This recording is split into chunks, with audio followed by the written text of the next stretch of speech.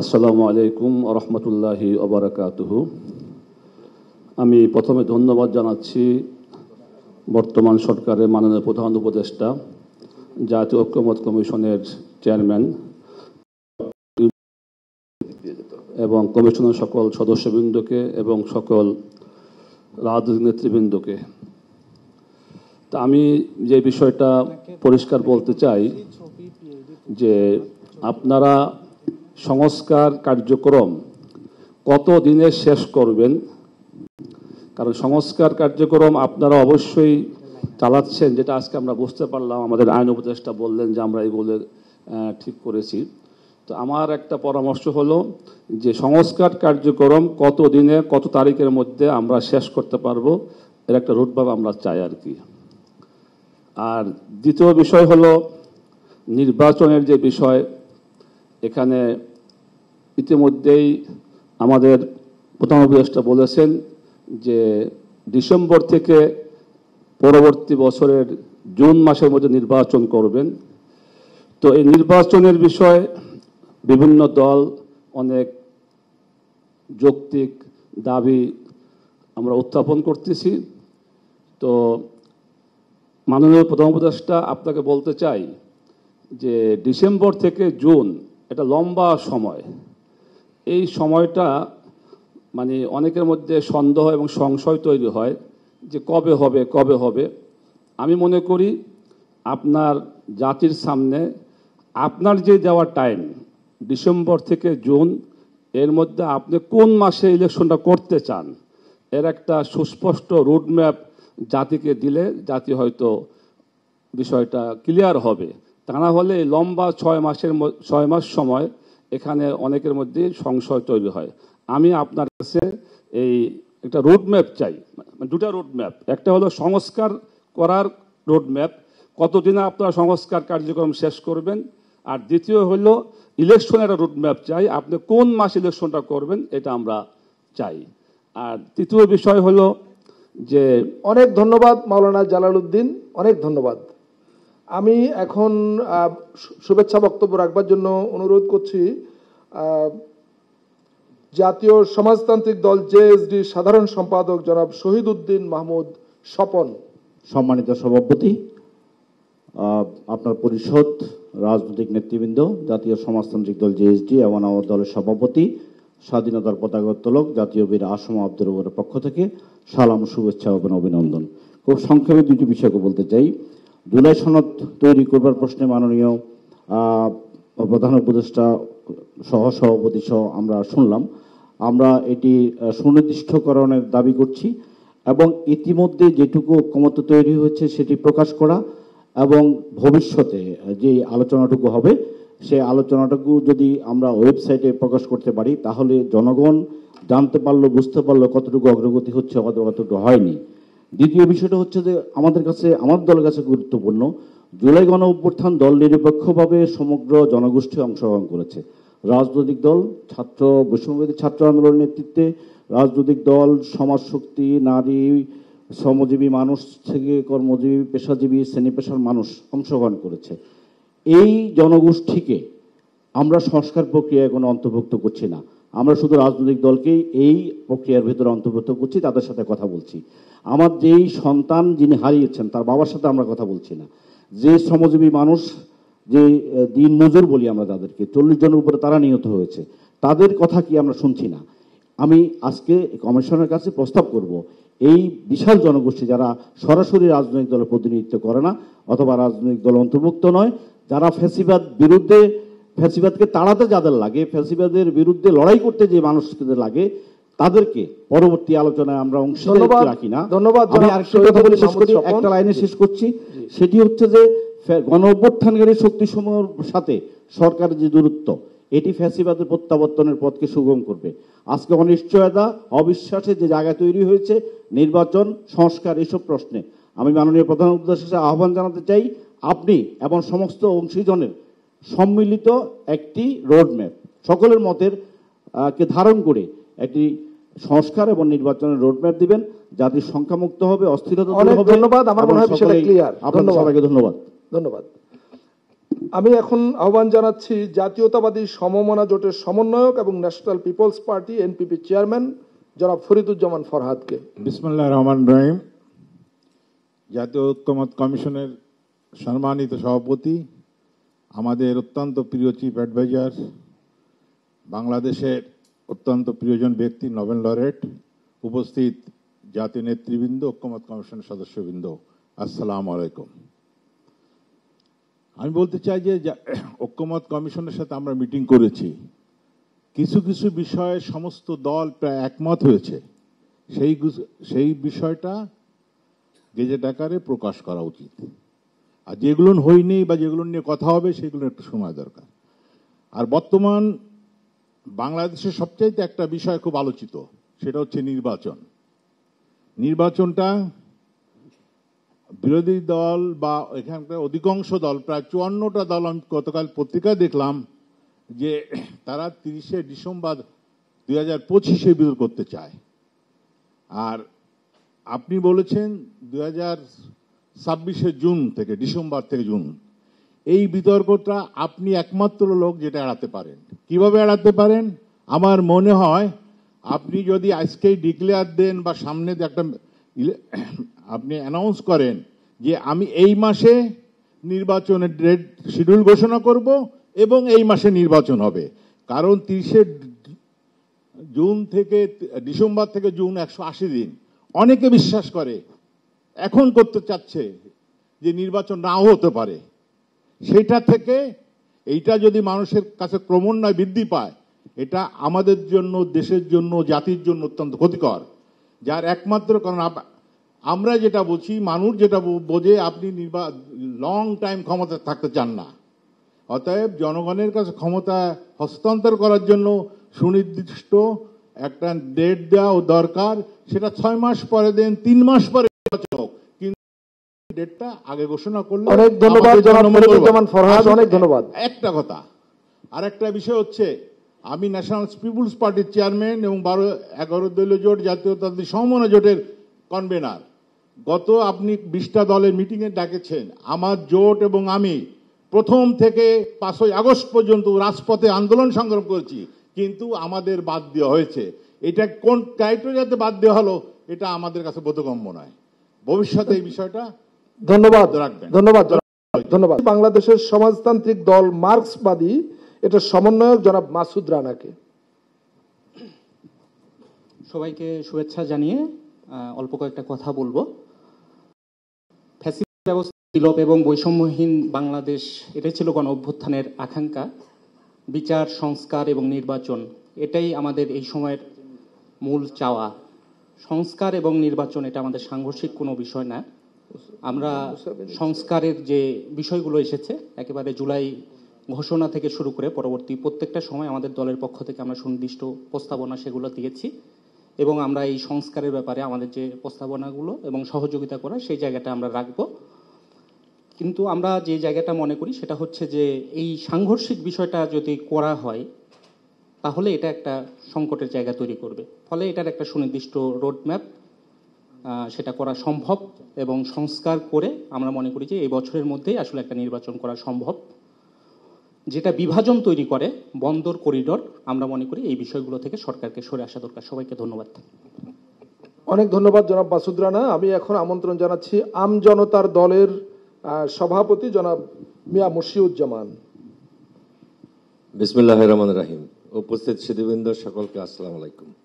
খুব সংক্ষেপে আমি যেটা বলতে চাই যে একটা অনির্দিষ্ট যাত্রা মানুষকে অস্থির করে। সে যখন জানে না কোথায় যাবে, কখন পৌঁছাবে। আমাদের বর্তমান জাতীয় প্রেক্ষাপটে নির্বাচনটা এরকম একটা অনিশ্চিত যাত্রার মধ্যে পড়ে গেছে বলে আমি মনে করি। একটা তারিখ দেওয়া উচিত। অস্থিরতা সৃষ্টি না হয় মানুষের মনে, অনিশ্চয়তা যতক্ষণ থাকবে অস্থিরতা ততক্ষণ কমানো সম্ভব না।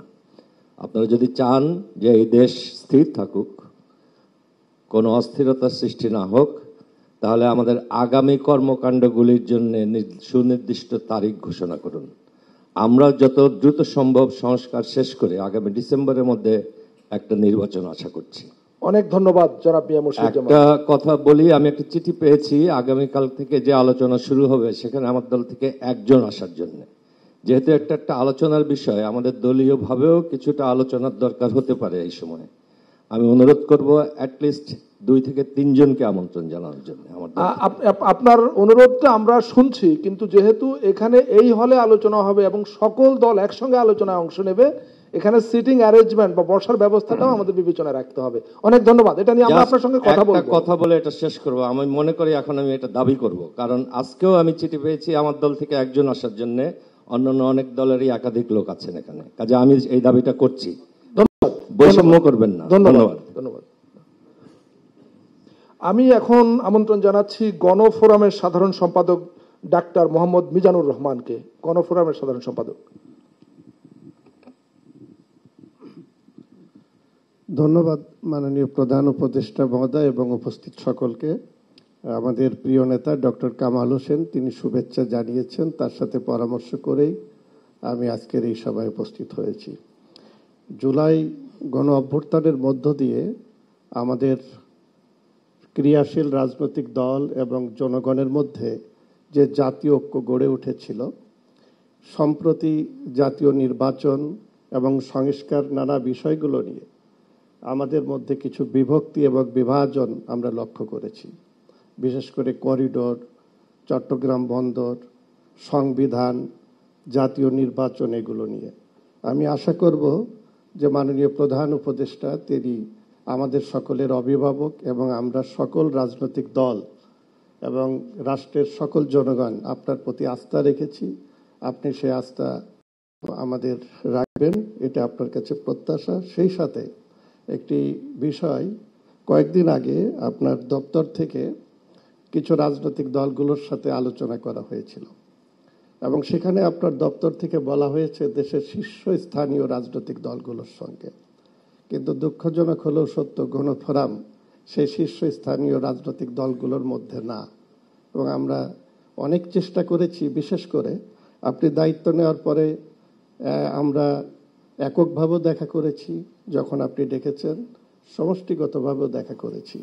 আমরা আপনার নেতৃত্বে যে উপদেষ্টা পরিষদ তাকে সমর্থন করি এবং আপনি সফল হওয়া মানেই এই জুলাই অভ্যুত্থানে আমাদের যে ত্যাগ এবং আমাদের যে আকাঙ্ক্ষা, যেটা মুক্তিযুদ্ধের একটা আকাঙ্ক্ষা ছিল কিন্তু 54 বছরও হয়নি, যে কারণেই কিন্তু এই জুলাই অভ্যুত্থানে একটা ফ্যাসিস্টকে সরানোর জন্য জাতীয় ঐক্য হয়েছিল। তো আপনার কাছে প্রত্যাশা হচ্ছে এই যে আপনার এই সরকারে কিন্তু আমরা কোনো উপদেষ্টা মহোদয় বা আপনার দপ্তরে একাধিকবার যাওয়া, ডিস্টার্ব করা, কাজের কোনো বিঘ্ন এগুলো করি না, কিন্তু বিশেষ কোনো প্রয়োজন যদি হয় তাহলে একটি রাজনৈতিক দল অন্তত একটা মেসেজ তো সরকার প্রধানের কাছে দিবে।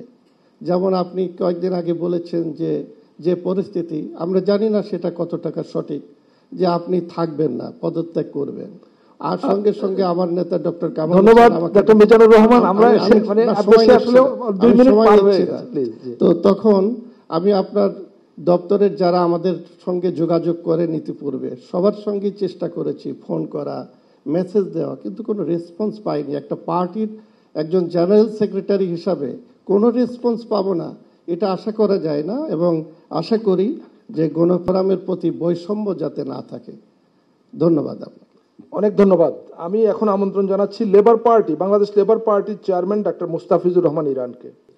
বিসমিল্লাহির রহমানির রহিম। সম্মানিত সভাপতি, বিভিন্ন রাজনৈতিক দলের প্রতিনিধিবৃন্দ, আসসালামু আলাইকুম ওয়া রাহমাতুল্লাহি ওয়া বারাকাতুহু। আমি ধন্যবাদ জানাই যে আমাদের আজকে ঐক্যমত্য কমিশনের বৈঠক হচ্ছে। আমরা দীর্ঘ পথ পরিক্রমার পাড়ি দিয়ে আজকে আমরা অনেক দূর এগিয়ে গিয়েছি। আমাদের মাননীয় আইন উপদেষ্টা যেই ফিরিস্তি দিয়েছেন, আমাদের অনেকগুলো কাজ হয়েছে, আমরা আশা করব আরো ভালো কাজগুলো হবে। আমি ধন্যবাদ জানাই যে গতকালকে আমি দেখলাম যে বেশ কিছু অকটেন, ডিজেল, কেরোসিনের দাম কমেছে, এজন্য ধন্যবাদ জানাই। আবার নিন্দা জানাই, প্রতিবাদ জানাই যে আপনারা ভোজ্য তেল অনেকবার দাম বাড়িয়েছেন, মানুষের অনেক কষ্ট হচ্ছে, এটা আসলে একটু সহনীয় পর্যায়ে দরকার। আমাদের সংস্কার দরকার, সংস্কারের জন্য বারবার বলেছি যে মাননীয় প্রধান উপদেষ্টা, আপনার উপদেষ্টা পরিষদেও সংস্কার দরকার, কিন্তু আমরা কিন্তু ওইরকম সংস্কার আমাদের চোখে পড়ে নাই, এটা একটু আমাদের মনে হয় দরকার। এরপরে আমরা আরেকটা বিষয় বলতে চাই যে জুলাই অভ্যুত্থানে যারা নিহত হয়েছে তাদের ক্ষতিপূরণ এবং তাদেরকে কিভাবে প্রোভাইড করা যায়, পরিবার থেকে কিভাবে চাকরি দেওয়া যায়, এগুলো হয়নি। আহতরা কিন্তু চিকিৎসা ঠিকমতো পাচ্ছে না। ইতিমধ্যে বিষ পান করাও শুরু হয়ে গেছে। 4 জন বিষ পান করেছে যথাযথভাবে চিকিৎসা না হওয়ার কারণে। এখনো প্রতি সপ্তাহে দেখা গেছে 1 জন 2 জন মারা যাচ্ছে বিভিন্ন জায়গাতে যারা চিকিৎসাধীন ছিল। মৃত্যু তো আর ঠেকানো যাবে না, তবে তাদের জন্য সুচিকিৎসা হয় এটা অবশ্যই নিশ্চিত করা দরকার।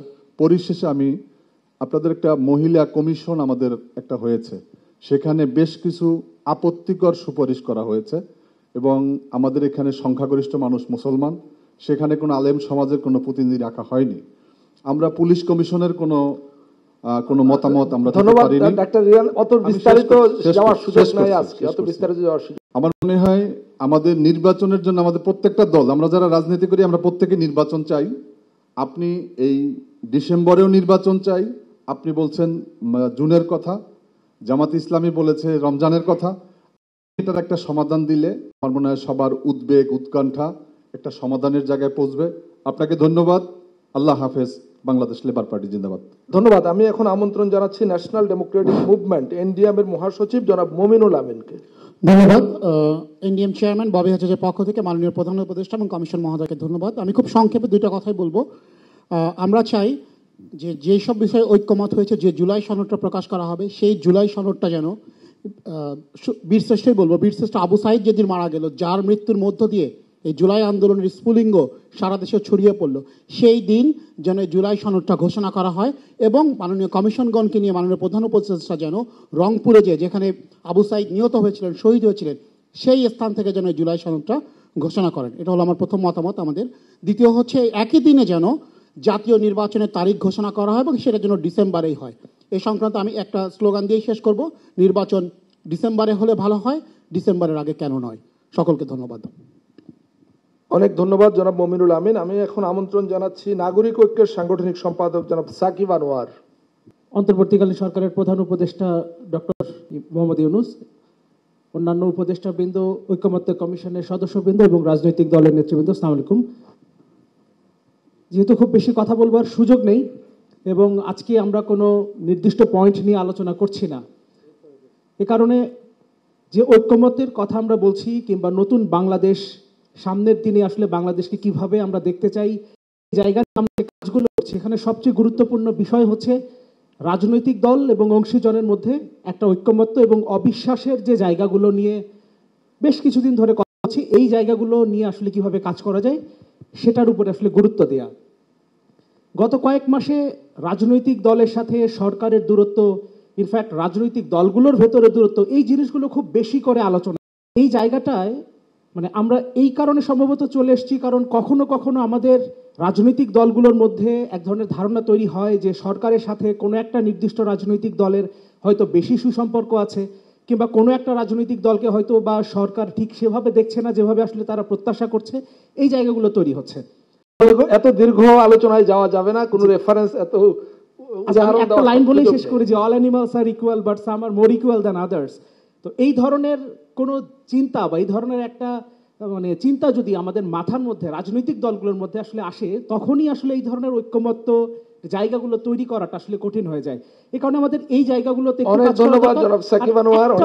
একটু শেষ করতে চাই, একটা লাইন, সেটা হচ্ছে যে আমরা দেখছি যে দেশের ভেতরে থেকে খুব ছোট্ট একটা অংশ এবং দেশের বাইরে থেকে কেউ কেউ প্রচন্ড রকম প্রভোকেটিভ একটা দেশকে অস্থিতিশীল করার মতো এবং রাজনৈতিক দলগুলোর মধ্যে, সরকারের সাথে রাজনৈতিক দলগুলোর অংশীজনের মধ্যে এক ধরনের দূরত্ব তৈরির একটা চেষ্টা বিভিন্নভাবে আছে আসলে, এবং এই জায়গাগুলোতে আমাদের আমি আর নিতে পারছি না। অনেক ধন্যবাদ।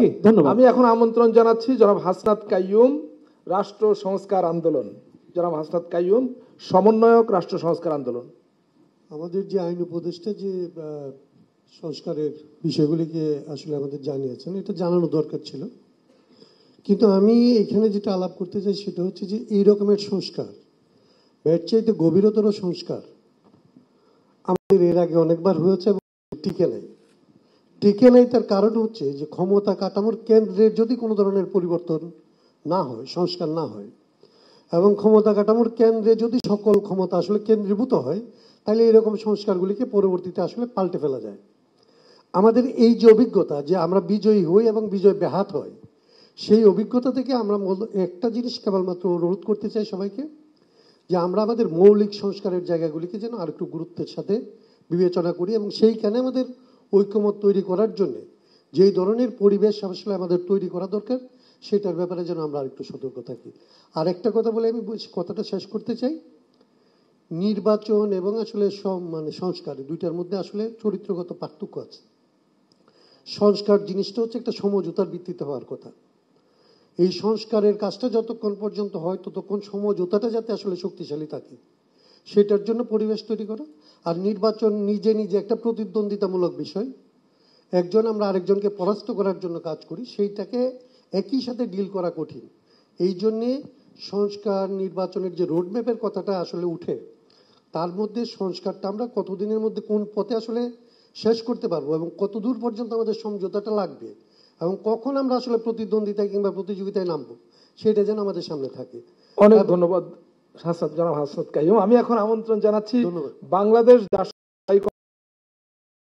ডক্টর মুস্তাক হোসেনকে।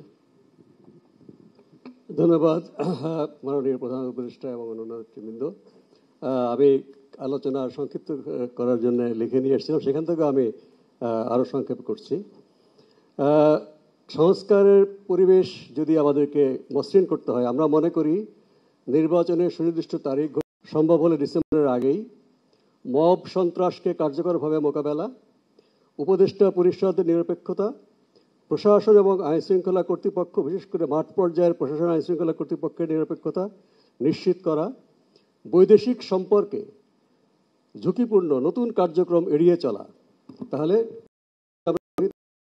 আরও গতি পাবে এবং ফলপ্রসূ হবে।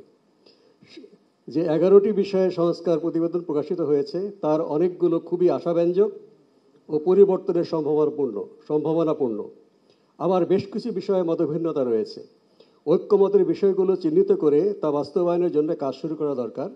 সেই সাথে মতভিন্নতার জায়গাগুলোকে চিহ্নিত করে তার সমাধানের জন্য পথ খোলা রাখতে হবে। সংস্কার বাস্তবায়ন ও সংস্কার আলোচনার জন্য প্রয়োজনীয় কাঠামো তৈরি করতে হবে, যা আগামী জাতীয় সংসদের মাধ্যমে চলমান থাকবে। আমি লিখিত বক্তব্য আপনাদের দিয়ে যাব। ধন্যবাদ। অনেক ধন্যবাদ ডক্টর মুস্তাক হোসেন। যে সমস্ত বিষয়গুলো ইতিমধ্যেই আমাদের ঐক্যমতে পৌঁছেছে সংস্কার কমিশন রাজনৈতিক দলগুলোর সাথে, আমার মনে হয় যে আগামীকালকের মিটিং করলে ভালো, বাট এটা না করলেও হতো। কারণ হচ্ছে কিন্তু বৈঠক হয়েছে, এখন সংস্কার প্রস্তাবগুলো যত দ্রুত বাস্তবায়ন করা যায় সেই দিকে ঐক্যমত্য কমিশনে হাঁটার দরকার। এবং বাস্তবায়নের প্রক্রিয়া নিয়ে আলোচনা হয়েছে, কিছু অধ্যাদেশের মাধ্যমে, কিছু পার্লামেন্ট লাগবে। আমরা মনে করি যে এটাকে জুলাই সনদ না বলে, যেমন ধরেন 20 বছর পরে বা 15 বছর পরে যদি ক্ষমতার বিপরীত একটা চিত্র তৈরি হয়, জানি না জুলাই সনদকে কেউ আবার চেঞ্জ করে ফেলে কিনা, সো এটাকে একটা জাতীয় সনদ হিসেবে আখ্যায়িত করা যায় কিনা এবং এটাকে একটা গণভিত্তি দেওয়ার জন্য একটা গণের মাধ্যমেও গৃহীত করা যায় কিনা সেটা একটু চিন্তা করে দেখতে পারেন। আর দ্বিতীয়ত হচ্ছে, আমরা যেই ফ্যাসিবাদের বিরুদ্ধে লড়াই সংগ্রাম করেছি, আমি পাবলিক মিটিং বলেছিলাম, আওয়ামী লীগ 28শে অক্টোবরের পরে 24-এর নির্বাচন করার জন্য বিরোধী দলের 32,000 নেতাকর্মীকে গ্রেপ্তার করেছিল। আর এই সরকার 3200 উল্লেখযোগ্য আওয়ামী লীগ যারা ফ্যাসিবাদের সহযোগী ছিল তাদেরকে এখন পর্যন্ত গ্রেপ্তার করে নাই, বরঞ্চ শেখ হাসিনার 16 বছর গুম খুন এবং লুটপাটের অন্যতম সহযোগী জাতীয় পার্টির কার্যালয় প্রশাসন এবং আইন শৃঙ্খলা বাহিনী পাহারা দেয়, এখন আমরা দেখতে পাচ্ছি। এটা আমাদের জন্য খুবই উদ্বেগের।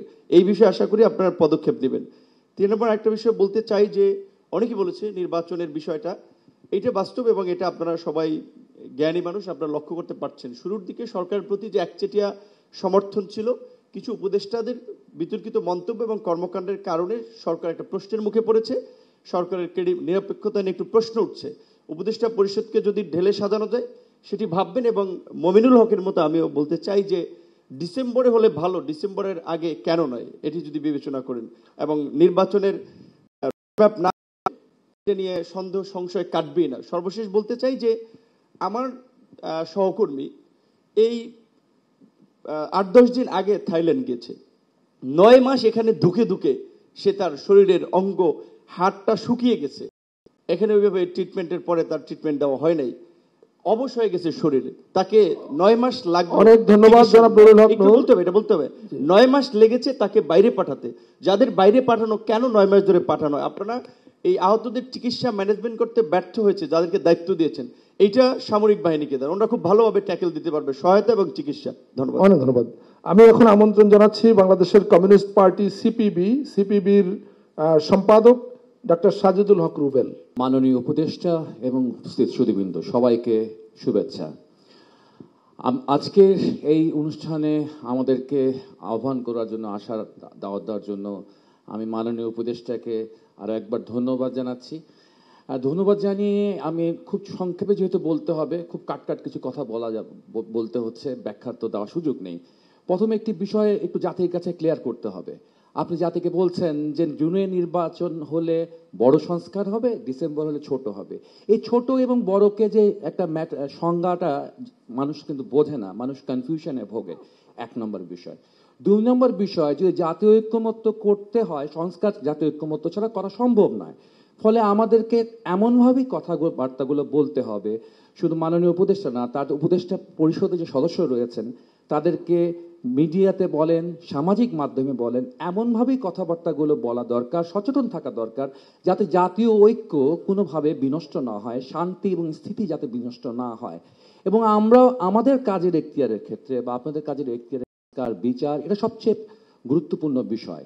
এর বাইরে গিয়েও নানান বিষয় রয়েছে, ভূ রাজনৈতিক বিষয় রয়েছে, বন্দরের বিষয় রয়েছে, করিডোরের বিষয় রয়েছে, যেগুলো শুধু বামপন্থী নয়। আজকে বামপন্থীরা এর বিরুদ্ধে বলছে না, কমিউনিস্টরা এর বিরুদ্ধে বলছে না। আজকে প্রায় সকল রাজনৈতিক দলই কিন্তু এই করিডোর প্রসঙ্গে, বন্দর প্রসঙ্গে সরকারের দৃষ্টির সাথে বা আপনার দৃষ্টিভঙ্গির সাথে ভিন্ন মত পোষণ করছে। ফলে বিতর্ক তৈরি হবে, সন্দেহ তৈরি হবে, অবিশ্বাস তৈরি হবে। এরকম কথা উদ্যোগ থেকে দূরে থাকা প্রয়োজন। এবং আমরা যেটা বলতে চাই, আমরা আগেও বলেছি যে হচ্ছে আমরা খুব দ্রুত গণতান্ত্রিক বাংলাদেশ এবং গণতান্ত্রিক বাংলাদেশ ফিরবার জন্য জাতীয় নির্বাচন প্রয়োজন এবং প্রকৃত সংস্কারের জন্যই জাতীয় নির্বাচন প্রয়োজন। জাতীয় নির্বাচনের জন্য ভালো একটা সংস্কার প্রয়োজন। সবাইকে ধন্যবাদ। আমি এখন আমন্ত্রণ জানাচ্ছি বাংলাদেশের সমাজতান্ত্রিক দল বাসদের সাধারণ সম্পাদক জনাব বজলুর রশিদ ফিরোজকে। মাননীয় প্রধান উপদেষ্টা, জাতীয় ঐক্যমত্য কমিশনের সভাপতি, ঐক্যমত্য কমিশনের সদস্যবৃন্দ, উপদেষ্টা পরিষদের সদস্যবৃন্দ, রাজনৈতিক দলের নেতৃবৃন্দ, সবাইকে সালাম এবং শুভেচ্ছা জানাচ্ছি। ইতিমধ্যেই মাননীয় প্রধান উপদেষ্টা এবং জাতীয় ঐক্যমত্য কমিশনের সহসভাপতি উপদেষ্টা বেশ কিছু বিষয় আমাদের সামনে, সংস্কার ইত্যাদি কর্মসূচির যে অগ্রগতি সেটা জানিয়েছেন। একটা জিনিস তো পরিষ্কার, গণ অভ্যুত্থানের মধ্য দিয়ে আমাদের আকাঙ্ক্ষা যে রাষ্ট্রের কিছু সংস্কার করতে হবে এবং একটা নির্বাচনের মধ্য দিয়ে নির্বাচিত যে জনপ্রতিনিধি তাদের কাছে ক্ষমতা হস্তান্তর করতে হবে। গণ অভ্যুত্থানকালে যারা গণহত্যা সংঘটিত করছে তাদের বিচার কার্যটা দৃশ্যমান করতে হবে, বিচার কার্য সম্পন্ন করতে হবে। নিহত আহতদের ক্ষতিপূরণ, চিকিৎসা, সুচিকিৎসা, এটার বন্দোবস্ত করতে হবে। সেই কাজগুলোর যে অগ্রগতি, সেই অগ্রগতিগুলো কিন্তু দৃশ্যমানতায় নেই। আজকে মাননীয় আইন উপদেষ্টা কিছু বিষয় আমাদের সামনে তুলে ধরলেন।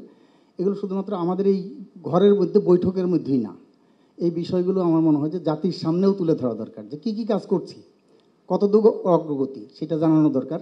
আর আমার মনে হয় যে উপদেষ্টা মণ্ডলী ইতিমধ্যেই আসছে, যে উপদেষ্টা মণ্ডলী বা অন্তর্বর্তীকালীন সরকারের পক্ষ থেকে বা সরকারের আমাদের কর্মকর্তাদের পক্ষ থেকে এমন কোনো বক্তব্য বিবৃতি দেওয়া উচিত না যাতে নিরপেক্ষতা নিয়ে প্রশ্ন হয়, একটা বিভাজন তৈরি হয়।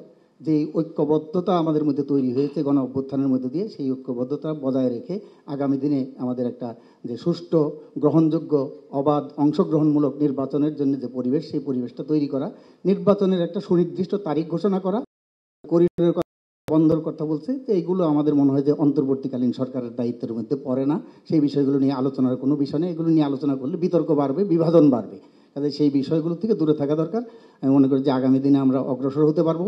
ঐক্যমত্য কমিশনের যে সুপারিশগুলো, ঐক্যমত্য প্রতিষ্ঠিত হয়েছে, সেগুলো আমার মনে হয় পাবলিকলি জানিয়ে দেওয়া দরকার, যে রাজনৈতিক দলগুলোর মধ্যে এই বিষয়গুলোতে ঐক্যমত্য এবং আমরা আশা করছি যে আগামী দিনের আরো কিছু বিষয়ে ঐক্যমত্যে পৌঁছতে পারবো, সেই আশাবাদ ব্যক্ত করে সবাইকে ধন্যবাদ জানিয়ে শেষ করছি। জি, আপনাকে ধন্যবাদ। আমি এখন আমন্ত্রণ জানাচ্ছি ইসলামী বাংলাদেশের সিনিয়র যুগ্ম মহাসচিব এবং মুখপাত্র জনাব গাজী আতাউর রহমানকে।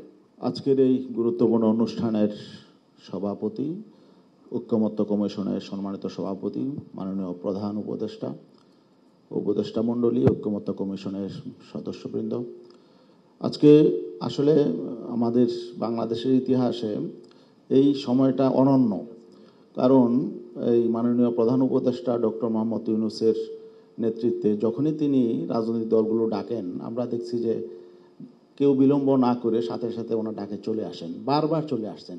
এটা বাংলাদেশের ইতিহাসে অতীতে খুব কমই ঘটেছে। তো এই বিষয়টাকে আমাদের কাজে লাগাতে হবে। আমরা দেখছি যে আগ্রাসী শক্তি তাদের বাংলাদেশটাকে তাদের মুখের গ্রাসে পরিণত করার জন্যে ডক্টর মোহাম্মদ ইউনূস তিনি তাদের গলার কাটায় পরিণত হয়েছে। অতএব যত দ্রুত ডক্টর ইউনূস সাহেব বিদায় নেবেন তারা অত স্বস্তি পাবে। তো যাই হোক, আমরা চাই এই বাংলাদেশটা যেই প্রত্যাশা নিয়ে আমাদের জুলাই বিপ্লব হয়েছে, এই প্রত্যাশা পূরণ হোক এবং যোগ্য নির্বাচন হোক। আর অতীতে বাংলাদেশটা যেভাবে পরিচালিত হয়েছে বিগত 54 বছর, সেই অবস্থা ফিরে না আসুক। এই জন্য প্রয়োজনীয় সংস্কারের উদ্যোগ নেওয়া হয়েছে। আমরা দেখছি কিছু অগ্রগতি হয়েছে, কিন্তু মানুষের মধ্যে একটা প্রচারণা আছে যে এই 9-10 মাসে এই অন্তর্বর্তী সরকার কিছুই করতে পারে নাই, অতএব তাদের দ্রুত বিদায় নেওয়া উচিত। আমার মনে হয় যে এই বিষয়গুলো পাবলিকলি আরও ক্লিয়ার করা উচিত যে এই 10 মাসে কী কী উদ্যোগ নেওয়া হয়েছে। বিশেষ করে আমাদের মাননীয় আইন উপদেষ্টা আসা উচিত। আরেকটা বিষয় আমি বলতে চাই, নির্বাচন নিয়ে অনেকের মধ্যে সংশয় আছে, উদ্বেগ আছে, এটা যাতে না থাকে এই বিষয়েও আমার মনে হয় একটা পরিষ্কার বার্তা আসা উচিত। টাইম ফ্রেম অনেকেই বলেন, আলটিমেটাম দেন, রাজনৈতিক দলগুলো তো নির্বাচন চাবে, এটাই স্বাভাবিক, কিন্তু এখন অন্তর্বর্তীকালীন সরকারের উচিত রাজনৈতিক দলগুলোর উদ্বেগ কেটে যাক, জনগণের মধ্যে যাতে একটা স্বস্তির পরিবেশ তৈরি হয়। আর উপদেষ্টা পরিষদ নিয়ে বিভিন্ন কথাবার্তা আছে, আমরা যে কারণে কথাবার্তা আছে, বিভিন্ন দুর্নীতি প্রসঙ্গ আসছে, এগুলো আমার মনে হয় ক্লিয়ার করা উচিত।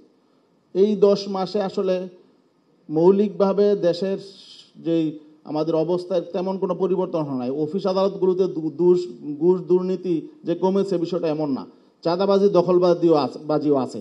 আর নির্বাচনের জন্য যে পরিবেশ দরকার, লেভেল প্লেয়িং ফিল্ড, এটা তো নাই। অতএব একটা নির্বাচন ঘোষণার আগে নির্বাচনটা যাতে নিরপেক্ষ হতে পারে, এই জন্য প্রত্যেক রাজনৈতিক দল যাতে তাদের সুযোগ পায়, জনগণ যাতে সঠিকভাবে ভোট দিতে পারে, ওই পরিবেশটা দরকার। ওই পরিবেশটা অতীতে ছিল না, সামনে যাতে পরিবেশটা তৈরি হয়। এখন আইন শৃঙ্খলা পরিস্থিতি খুবই খারাপ অবস্থা, ভালো না, আমরা এটা প্রত্যাশা করি না। নির্বাচনের অবশ্যই ব্যাপারে একটা আস্থার জায়গা তৈরি হতে হবে মানুষের মধ্যে, রাজনৈতিক দলগুলোর মধ্যে। কিন্তু এখানে কর্তৃত্ববাদী আচরণ যাতে কেউ অফিস আদালতে 2-1টা দলের প্রভাব চলে, এটা যাতে না থাকে। এটা যতক্ষণ থাকবে লেভেল প্লেইং ফিল্ড হবে না। এবং সংস্কারের বিষয়গুলো এখন বলা হচ্ছে। ধন্যবাদ জনাব গাজী আতাউর রহমান। আর সময় তো আপনি জানেন সময়ের স্বল্পতা, আমি অনুরোধ করছি আপনাকে। জি ধন্যবাদ।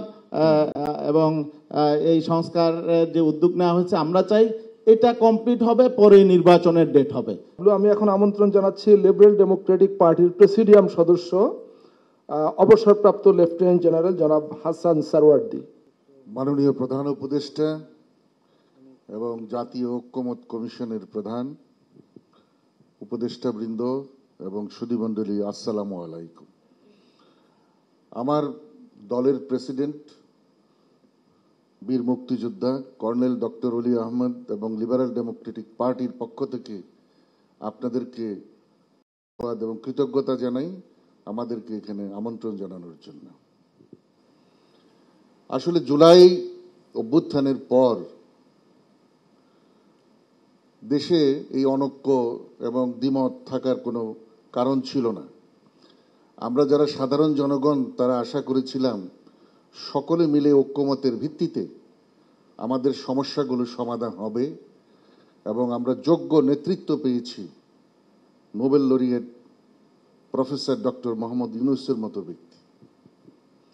অতীব দুঃখের বিষয়, মনে হয় কিছু ষড়যন্ত্রকারী দেশ এবং বিদেশ থেকে অত্যন্ত সুকৌশলে আমাদের দলগুলোর মধ্যে এবং বিভিন্ন সংস্থার মধ্যে এটা অনৈক্যের সৃষ্টি করে দিয়ে যাচ্ছে। এবং এই কৌশল তারা এমনভাবে করেছে, আমাদের মিডিয়াগুলো ব্যবহার হচ্ছে এতে। এমনকি আমার প্রাণপ্রিয় সংগঠন জাতীয় ঐক্যের প্রতীক বাংলাদেশ সশস্ত্র বাহিনী এবং সরকারের মধ্যে জন্য তারা চেষ্টা করে গেছে। আশা করি সেটা সফল হয় নাই। তো এই যে ষড়যন্ত্র, এটাই আমাদের বর্তমান সমস্যা। বিচার, সংস্কার এবং নির্বাচন নিয়ে যত আমাদের যে একটা অনিশ্চয়তা, আমরা বিশ্বাস করতে পারছি না যে বর্তমান সরকার সঠিক সময়ে নির্বাচন দেবে। এটা একটা সাধারণ জনগণের পারসেপশন। এটা দূর করার জন্য ষড়যন্ত্রের ঢুকতে হবে, কারা এগুলা করছে এবং কিভাবে আমরা এখান থেকে পরিত্রাণ পেতে পারি। প্রতিনিয়ত একটা করে ষড়যন্ত্রের ডালপালা। প্রধান উপদেষ্টা এবং উপদেষ্টা মণ্ডলীকে অনুরোধ করব, আপনারা একসাথে কোহেশন এবং সিনার্জিতে কাজ করছেন, তবে সম্ভবত কোনো কোনো উপদেষ্টার বক্তব্য একই সাথে অন্যের কথার অমিল হয়ে যাচ্ছে, যেটা আমরাও মাঝে মাঝে খুব বেশি আসলে আমাদের কাছে খারাপ লাগে যে বক্তব্যগুলো একরকমই হওয়া উচিত নির্বাচন নিয়ে, সংস্কার নিয়ে, বিচার নিয়ে। যাই হোক, আজকে আমরা জানতে পারলাম অনেকগুলো সংস্কারের কার্যক্রম মাননীয় আইন উপদেষ্টা উনি বললেন অলরেডি হয়ে গেছে, কিছু হচ্ছে, এবং আশা করব বাকি সংস্কারগুলো যেগুলি করার মতো আছে সেগুলি দ্রুত করা যেতে পারে। যেগুলোর দীর্ঘ সময় লাগবে সেগুলো পরবর্তী নির্বাচিত সরকারের জন্য ঐক্যমতের ভিত্তিতে রেখে দেওয়া যেতে পারে। জি, ধন্যবাদ জনাব হাসান সারওয়ার। তবে নির্বাচনের সঠিক তারিখ, একটা রোডম্যাপ, যে একটা কনফিউশন সৃষ্টি হয়েছে সেটা থেকে যাবে। আশা করি আমার বক্তব্যটাকে আপনারা পজিটিভলি নেবেন। ধন্যবাদ। অনেক ধন্যবাদ জনাব হাসান সারওয়ার্দী। আমি এখন আমন্ত্রণ জানাচ্ছি আমার বাংলাদেশ পার্টি এবি পার্টির সাধারণ সম্পাদক ব্যারিস্টার আসাদুজ্জামান ফুয়াদকে। ধন্যবাদ। প্রথম কথা হচ্ছে যে গত ডিসেম্বরে যখন ঐকমত্য কমিশনের করবেন বলে মাননীয় প্রধান উপদেষ্টা ঘোষণা দিয়েছেন, বাহিরের যে অভিজ্ঞতা দেখেছি সেটা হচ্ছে statement of intent is followed by structure and principle. এই জিনিসটা সম্ভবত কমিশন আন্তরিকভাবে কাজ করলেও এটা শুরু থেকে দেওয়া হয়নি। তা আমার মনে হয় যে কমিশন সদস্যরা বিবেচনা করবেন যে এখন থেকে আপনারা একটা কাঠামো প্রস্তাব করেন লিখিতভাবে, যে কি কাজ করছে, কিভাবে করবে, প্রসেস, এটার এখতিয়ার, এটার ডেডলাইন, এটা করে দিলে যেটা হবে যে এইটাকে ফলো আপ করাটা এবং এটা জবাবদিহিতার মধ্যে আনাটা সহজ হবে।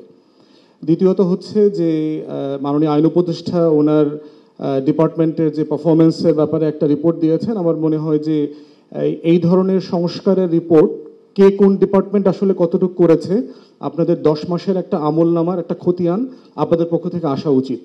বাট এখনও মনে হয় সুযোগ আছে যে 10 মাসে আসলে আপনারা কি করেছেন, এবং আপনাদেরকেও তো আপনাদেরকে একটা অ্যাপ্রাইজাল করা দরকার যে আসলে প্রত্যাশার কোন জায়গাতে এসে আপনারা ফেল করেছেন এবং কতটা অ্যাচিভ করেছেন। থার্ড হচ্ছে নির্বাচনের ব্যাপারে আসলে যে প্রত্যাশা এবং আপনার ঘোষণা, এর ভিতরে আসলে খুব দূরত্ব আমি দেখতে পাচ্ছি না। এটা কথা বলে আমার মনে হয় যে একটা অ্যাকসেপ্টেবল, মিউচুয়ালি কনভিনিয়েন্ট একটা জায়গায় সবার আসা সম্ভব বলে মনে করছি। ধন্যবাদ। অনেক ধন্যবাদ ব্যারিস্টার আসাদুজ্জামান ফুয়াদ।